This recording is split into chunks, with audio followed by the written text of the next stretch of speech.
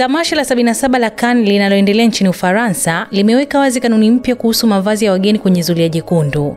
Uongozi wa tamasha hilo umetangaza kuwa sehemu kubwa ya mwili kuonekana wazi na mavazi makubwa sana ambayo yanaweza kuzuia harakati za watu wengine sasa hayaruhusiwi rasmi.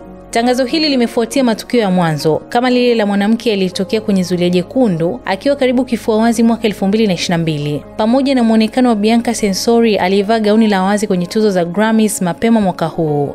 Tamasha la mwaka huu limeweka wazi kanuni ambazo zimekuwa zikifuatwa kwa muda mrefu. Lengo si kudhibiti mitindo ya mavazi, bali kuzuia kuonyesha utupu kwenye zulia jekundu kulingana na sheria za Ufaransa.